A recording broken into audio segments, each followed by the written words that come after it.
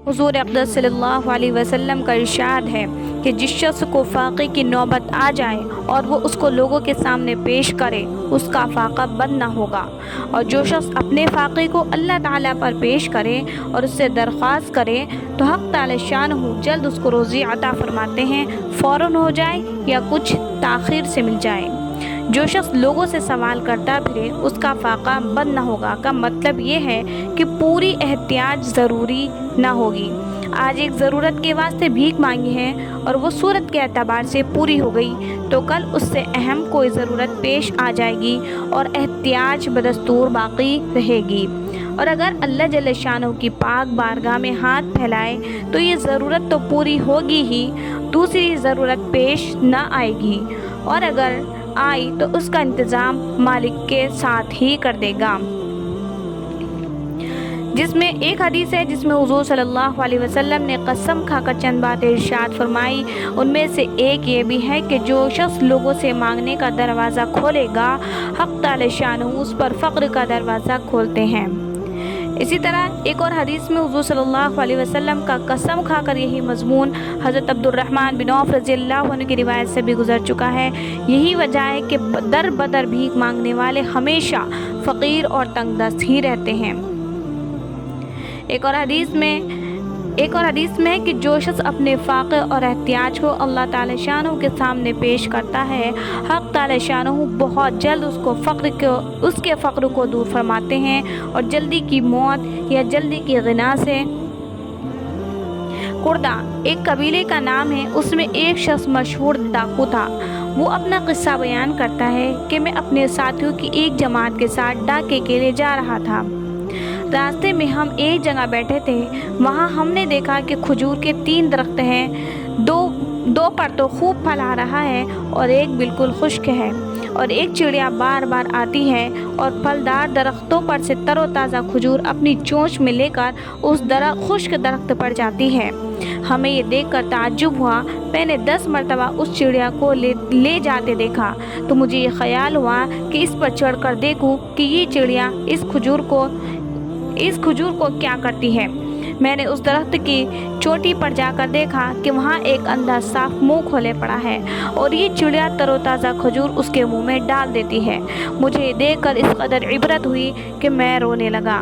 मैंने कहा, मेरे मौला, ये सांप जिसके मारने का हुक्म तेरे नबी अलैहिस्सलाम ने दिया, तूने जब ये अंधा हो गया तो उसको रोज़ी पहुँचाने के लिए चिड़िया को मुकर्रर कर दिया, और मैं तेरा बंदा, तेरी तौहीद का इकरार करने वाला, तूने मुझे लोगों के लूटने पर लगा दिया।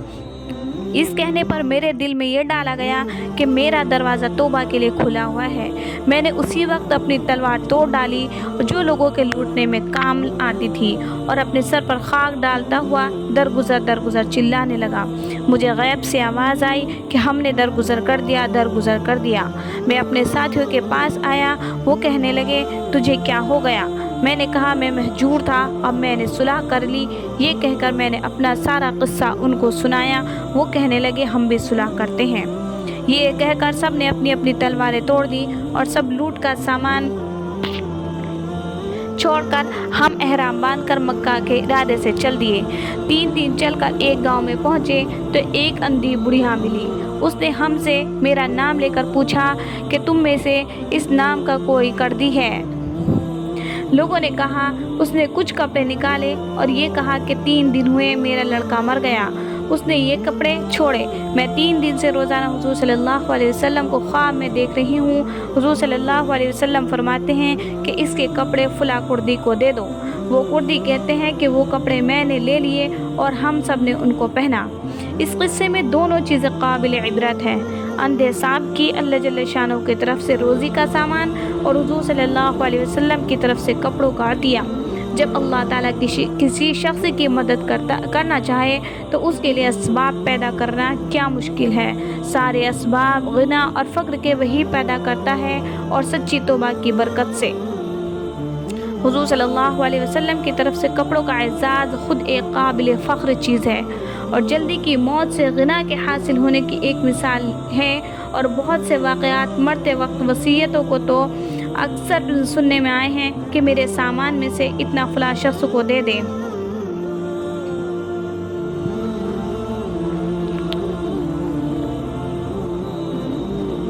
ایک حدیث میں حضرت ابن عباس رضی اللہ عنہ حضور صلی اللہ علیہ وسلم کا ارشاد نقل کرتے ہیں کہ جو شخص بھوکا ہو یا حاجت مند ہو اور وہ لوگوں سے اپنی حاجت کو پوشیدہ رکھے تو اللہ جل شانہ بوجہ اس کے لطف و کرم کے یہ حق ہے کہ اس کو 1 سال کی روزی حلال مال سے عطا فرمائے۔ ایک اور حدیث میں ہے کہ جو شخص بھوکا ہو یا محتاج ہو اور لوگوں سے اس کو چھپائے اور اللہ تعالی شانہ سے مانگے تو اللہ تعالی شانہ 1 سال کے لیے حلال روزی کا دروازہ اس پر کھول دیتے ہیں۔ ایک اور حدیث میں حضور صلی اللہ علیہ وسلم کا ارشاد وارد ہوا ہے کہ جو شخص اللہ تعالیٰ سے غنا طلب کرتا ہے اللہ تعالیٰ اس کو غنا عطا فرماتے ہیں، اور جو شخص اللہ تعالیٰ سے عفت مانگتا ہے اللہ تعالیٰ اس کو عفت عطا فرماتے ہیں۔ اور اوپر کا ہاتھ یعنی عطا کرنے والا بہتر ہے نیچے کے ہاتھ سے یعنی مانگنے والے کے ہاتھ سے، اور کوئی شخص ایسا نہیں جو سوال کا دروازہ کھولے مگر حق تعالی شانہ اس پر فقر کا دروازہ کھول دیتے ہیں۔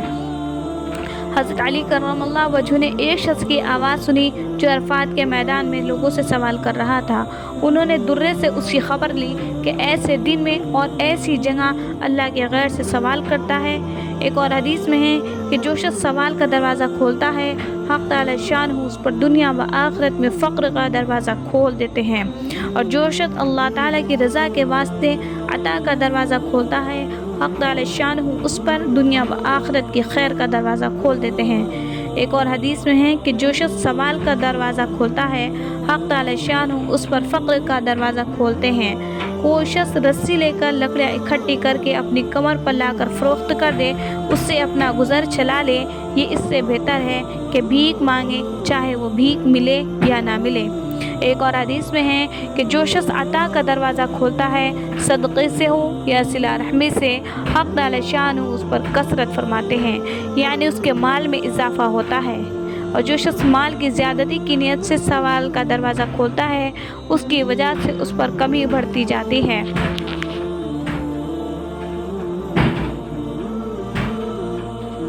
جو شخص مال کی زیادتی کی نیت سے سوال کا دروازہ کھولتا ہے اس کی وجہ سے اس پر کمی بڑھتی جاتی ہے، یعنی حاجتیں بڑھتی جائیں گی اور آمدنی کے ناکافی ہونے میں اضافہ ہوتا رہے گا۔ حضرت عمران رضی اللہ عنہ بن حسین حضور صلی اللہ علیہ وسلم کا ارشاد نقل کرتے ہیں کہ جو شخص کلیتاً اللہ تعالیٰ کی طرف متوجہ ہو جائے حق تعالی شانہ اس کی ہر ضرورت کا تکفل فرماتے ہیں اور اس کو ایسی جگہ سے رزق عطا فرماتے ہیں جس کا اس کو گمان بھی نہیں ہوتا، اور جو شخص ہماتاً دنیا کی طرف لگ جاتا ہے حق تعالی شانہ اس کو دنیا کے حوالے کر دیتے ہیں کہ تو جا اور تیرا کام یعنی محنت کر اور کما لے، جتنی مشقت اٹھائے گا اس کے مناسب ہم دیتے رہیں گے۔ حضرت ابو ذر رضی اللہ عنہ فرماتے ہیں کہ حضور اکرم صلی اللہ علیہ وسلم نے ارشاد فرمایا کہ میں تمہیں اللہ تعالیٰ کے تقوی کی وصیت کرتا ہوں، تنہائی میں بھی اور اعلانیہ بھی، اور جب کوئی برا کام سرزد ہو جائے تو تلافی کے طور پر کوئی اچھا کام بھی کرو اور کسی سے سوال نہ کرو، کسی کی امانت نہ رکھو، 2 آدمیوں کے درمیان قاضی نہ بنو۔ یہ بہت اہم کام ہے، ہر شخص کے بس کا نہیں ہے۔ ایک حدیث میں حضور صلی اللہ علیہ وسلم کا ارشاد ہے کہ تھوڑے پر راضی ہو جائے اور قناعت کر لے اور اللہ پر توکل کرے، وہ کمانے کی محنت سے بے فکر ہو جاتا ہے۔ ایک حدیث میں حضور صلی اللہ علیہ وسلم کا ارشاد ہے کہ جو شخص یہ چاہے کہ سب سے زیادہ قوی ہو وہ اللہ پر توکل کرے، اور جو یہ چاہے کہ سب سے زیادہ غنی ہو اس کو یہ چاہیے کہ جو چیز اللہ کے پاس ہے اس پر اس سے زیادہ اعتماد رکھے جتنا اپنے پاس کی چیز پر ہوتا ہے، اور جو یہ چاہے کہ سب سے زیادہ معزز ہو جائے وہ تقوی اختیار کرے۔ اور یہ تجربے کی بات ہے کہ آدمی کے تقوی کا جتنا اثر لوگوں پر پڑتا ہے اتنا کسی چیز کا نہیں پڑتا۔ جس شخص میں جتنا زیادہ تقوی بڑھا ہوا ہوگا اتنا ہی لوگوں کے دلوں میں اس کا اعزاز و اکرام زیادہ ہوگا۔ حضرت وہاب رحمۃ اللہ علیہ حق تعالی شانہ کا ارشاد نقل کرتے ہیں کہ جب بندہ مجھ پر بھروسہ کر لیتا ہے تو اگر آسمان و زمین سب کے سب مل کر بھی اس کے ساتھ مکر کرے تو میں اس کے لیے راستہ نکال دوں گا۔ حضرت ابن عباس رضی اللہ عنہ فرماتے ہیں کہ اللہ تعالیٰ نے حضرت عیسیٰ علیہ السلام پر وحی بھیجی کہ مجھ پر توکل کرو، میں تمہاری ضروریات کا کفیل بنوں گا، میرے غیر کو اپنا ولی نہ بناؤ تاکہ میں تمہیں نہ چھوڑوں۔ حضرت عوف بن مالک رحمتullah علیہ کے صاحبزادے کو کافروں نے قید کر لیا اور چمڑے کے تسمے سے خوب مضبوط ان کو جکڑ دیا۔ ان پر نہایت سختی کی جاتی تھی اور بھوکا بھی رکھا جاتا تھا۔ انہوں نے اپنے والد کے پاس کسی طرح اپنے احوال کی اطلاع بھیجی کہ حضور صلی اللہ علیہ وسلم سے دعا کے لیے عرض کریں۔ حضور صلی اللہ علیہ وسلم کو جب اطلاع پہنچی تو حضور صلی اللہ علیہ وسلم نے فرمایا کہ ان کے پاس یہ کہلا بھیجو کہ اللہ تعالیٰ سے ڈرتے رہیں، تقوی اختیار کریں اور اسی پر توکل کریں، اور صبح شام یہ آیت پڑھا کریں۔ لقد جاءكم رسول من انفسكم عزيز عليه ما عنتم حريص عليكم بالمؤمنين رؤوف رحيم فإن تولوا فقل حسبي الله لا إله إلا هو عليه توكلت وهو رب العرش العظيم پڑھا کریں۔ ان کے پاس جب اطلاع پہنچی تو انہوں نے اس آیت شریفہ کو پڑھنا شروع کیا۔ خود بخود ایک دن وہ تسمے ٹوٹ گئے اور یہ ان کی قید سے چھوٹ کر بھاگ آئے اور کچھ جانور وغیرہ بھی اپنے ساتھ پکڑ لائے۔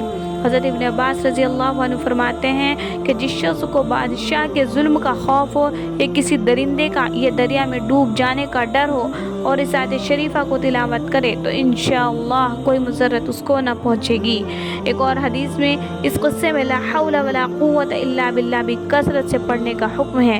انہی کے صاحبزادے کے قصے میں یہ آیت شریفہ نازل ہوئی، وَمَن يَتَّقِ اللَّهَ يَجْعَل لَّهُ مَخْرَجًا وَيَرْزُقْهُ مِنْ حَيْثُ لَا يَحْتَسِبُ، کہ جو اللہ سے ڈرتا ہے حق تعالی شان اس کے لیے راستہ کھول دیتے ہیں اور ایسی جگہ سے اس کو روزی پہنچاتے ہیں جہاں سے اس کو گمان بھی نہیں ہوتا، اور جو شخص اللہ تعالیٰ پر بھروسہ کرتا ہے اللہ تعالیٰ اس کے لیے کافی ہے۔ ان صحابی رضی اللہ عنہ کو اس کا کیا گمان ہو سکتا تھا کہ یہ کافر جو اس قدر سخت ظلم پر اترے ہوئے ہیں انہی کے مال میں سے ان کی روزی مقدر ہے۔ ایک بزرگ کہتے ہیں کہ میں اور میرا ایک ساتھی ایک پہاڑ میں رہتے تھے، ہر وقت عبادت ہی مشغلہ تھا۔ میرے ساتھی کا گزر تو گھاس وغیرہ پر تھا اور میرے لیے حق تعالی شان نے یہ انتظام فرما رکھا تھا کہ ایک ہرنی روز آیا کرتی تھی اور میرے قریب آ کر ٹانگیں چیر کر کھڑی ہو جاتی، میں اس کا دودھ پی لیا کرتا، وہ چلی جاتی۔ بہت زمانہ اسی طرح گزر گیا، وہ ہرنی روز آ جایا کرتی اور میں اس کا دودھ پیتا تھا۔ میرے ساتھی کے قیام کی جگہ اس پہاڑ میں مجھ سے دور تھی۔ ایک دن وہ میرے پاس آیا اور کہنے لگا کہ ایک قافلہ یہاں قریب آ کر ٹھہرا ہے، چلو قافلے والوں کے پاس چلے، وہاں شاید کچھ دودھ اور اس کے علاوہ کچھ کھانے کی چیزیں میسر آ جائے۔ میں نے اول تو بہت انکار کیا، لیکن جب اس نے بہت اصرار کیا تو میں بھی اس کے ساتھ ہو لیا۔ ہم دونوں قافلے میں پہنچے، ان لوگوں نے ہمیں کھانا کھلایا، ہم نے کھانے سے فارغ ہو کر اپنی اپنی جگہ واپس آ گئے۔ اس کے بعد میں ہمیشہ اس ہرنی کے وقت پر اس کا انتظار کیا کرتا تھا، مگر اس کا آنا بند ہو گیا۔ کئی دن انتظار کے بعد میں سمجھا کہ اس گناہ کی نحوست سے وہ روزی جس کی وجہ سے میں بے فکر تھا بند ہو گئی۔ صاحب روز رحمۃ اللہ علیہ کہتے ہیں کہ بظاہر تین چیزیں اس میں گناہ کی تھی۔ ایک، جس توکل کو اختیار کر رکھا تھا اس کو چھوڑا، دوسرے طمع کی اور اس روزی پر قناعت نہ کی جس کی وجہ سے بے فکری تھی، تیسرے ایسا کھانا کھایا جو طیب نہ تھا جس کی وجہ سے طیب رزق سے محروم ہو گئی۔ بڑی عبرت کا قصہ ہے، ہم لوگ بسا اوقات اپنی حرص و طمع سے حق تعالی شان کے انعامات سے محروم ہو جاتے ہیں۔ صورت کے اعتبار سے سوال کرنے پر اس وقت کچھ مل جاتا ہے، مگر اس کی نحوست سے حق تعالی شان اس انعام سے محرومی ہو جاتی ہے جو بے طلب اور بے منت ملتا ہے۔ حضرت امام احمد بن حنبل رحمۃ اللہ علیہ کی دعا ہے کہ اے اللہ، جیسا کہ تو نے میرے سر کو اپنے غیر کے سامنے سجدہ کرنے سے محفوظ رکھا، اسی طرح میری زبان کو اپنے غیر سے سوال کرنے سے بھی محفوظ رکھ۔